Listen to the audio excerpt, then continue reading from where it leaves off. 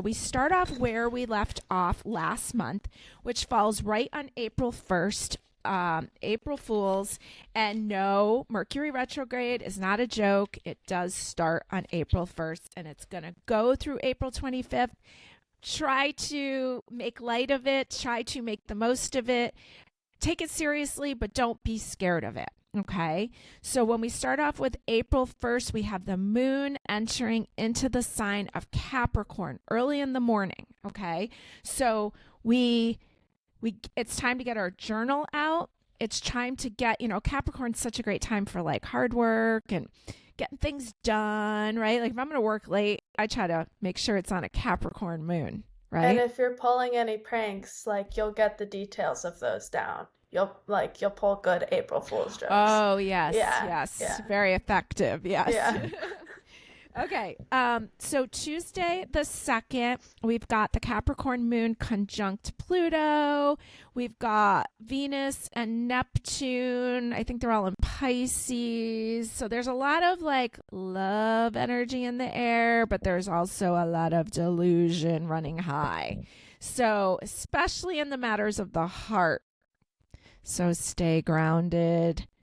I don't want to see anybody like hopping on a plane to Vegas and getting engaged or anything. Right? Or They get don't married. get engaged in Vegas. Oh, right. I'm confused. Okay, now's not the time. All right. Then we move into Wednesday the 3rd, and we have the moon entering into Aquarius early in the morning. And all the planets are going to be opposite the south node. And then we got this big square going on with Mercury and Pluto. So, squares, we want to be careful with Mercury, what we say on the 3rd, because once we go retrograding, it won't be done. We'll come back to it. Yeah, that's the thing about retrograde is if you want to not have to deal with a situation again, don't deal with it in retrograde because you'll have to deal with it many times. Yeah.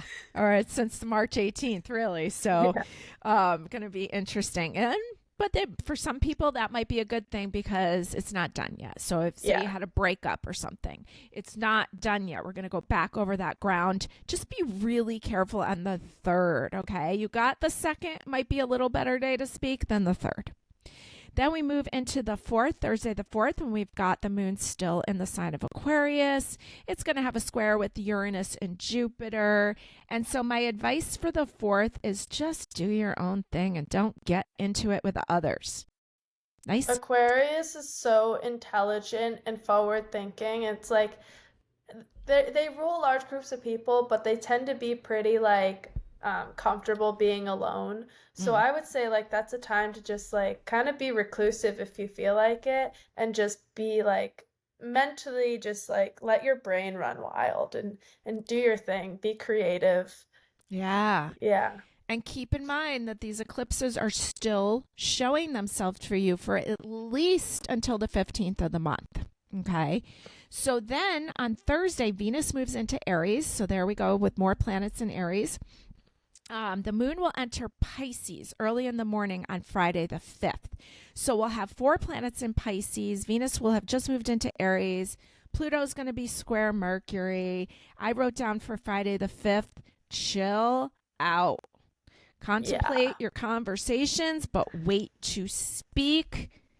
Remember, we got more Pisces energy there. Pisces wants to reflect, retreat, feel.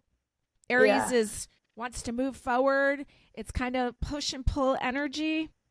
Just chill. And like the big thing is that all these like signs where the moon is, it's going to hit everybody differently. Like for me, Pisces energy, like it's a little tricky. It's on my descendant, meaning it's right across from my rising sign, and it gives a lot of perspective on like how I think of the way I view myself. But someone else might have it in the 5th house, which is going to be how they express fun and joy and childlike energy. So if that's where Pisces is, you're probably going to want to go out and be with your friends and have these connections. Whereas for me, I want to be more like reclusive a little bit and self-reflective. But Pisces in general has themes of kind of stepping away, retreating back, I don't know, Pisces is just such a relaxing time to me to just be, take baths and take some alone time and do what you want.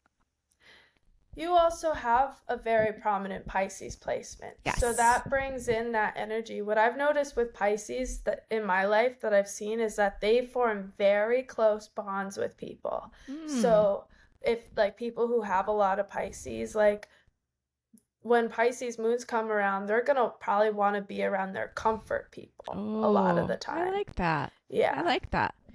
Yeah. And for me, my comfort a lot is just alone time. So that's Yeah. interesting. Yeah. Yeah. So keep in mind that all week Pluto will be square Mercury. So Pluto's the planet of transformation and change, power, has themes of sex, it has themes of other people's money, deep emotion. Okay, so the square is going on with Mercury.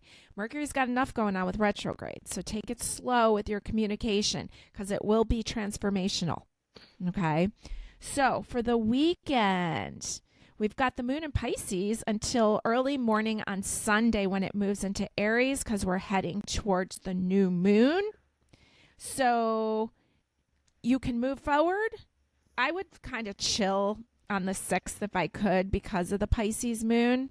My brain just goes to people are it's a weekend with a Pisces moon with a lot of Pluto energy and sexual stuff. It's like make smart decisions, go Yep. have fun, but Yep. make smart decisions because Ha, it's a little yeah. foggy and Pisces is so romantic Mm, that people can come in um and really get you thinking that like they're really interested. So just yeah. be cautious.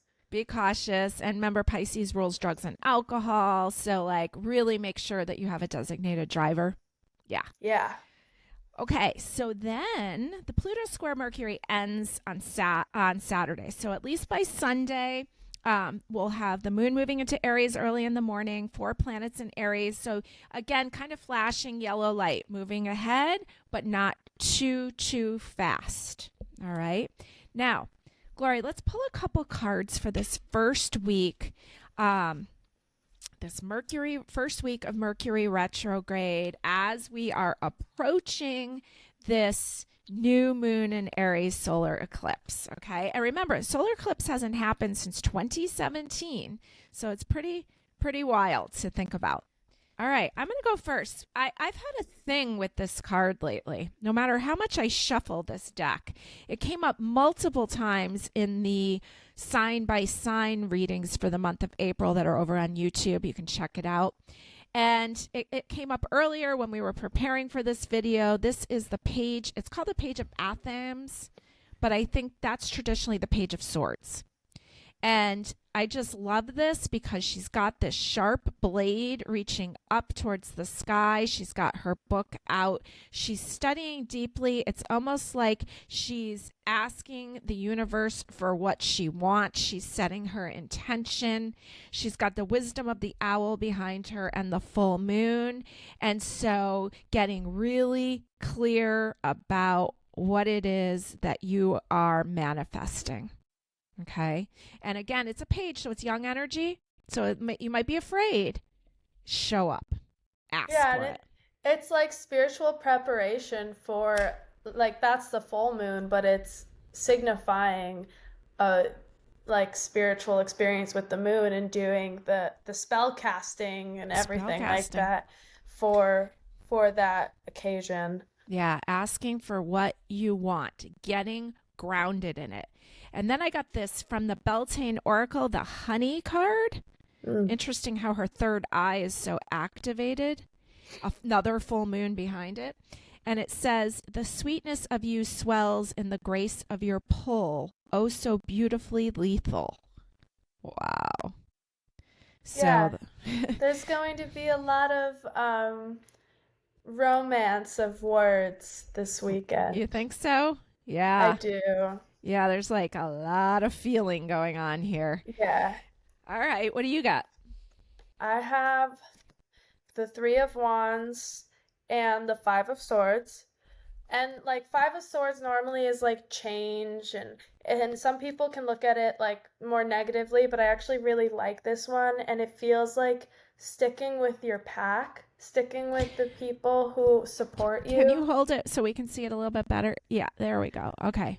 He's got his It's pack. Yeah. yeah, like those wolves, they're very loyal. Finding your people that really have your back and care about you this week, and what like you can still be at home and do this, but doing things that like really just work for you and are adventurous in some way, but it doesn't have to be like outwardly going out and doing stuff. But I think just exploring your thought patterns and the people that you're close with and building those connections stronger. I also have the Three of Wands here, and it's like having things come in and letting them go, and new Mm, thoughts and ideas, and not getting too attached to things this week, especially with like Aquarius being one of the prominent moon signs for the week. They're just like they're able to detach emotionally a little bit, mm. and they're able to like conversate with people in very light manners, and that kind of contradicts each other a little bit between like developing relationships with your pack and then like a little less emotional conversation. But I think Yeah. there's just something about bonding with people without having it be like an emotional toll on you this week. Okay. What gets my attention in those cards is that those he's holding two swords, right? But he's got three Yeah. on the ground. And then we had pulled Three of Swords as a theme card for the month, right? So he's not Yeah. letting that old wound affect Yeah.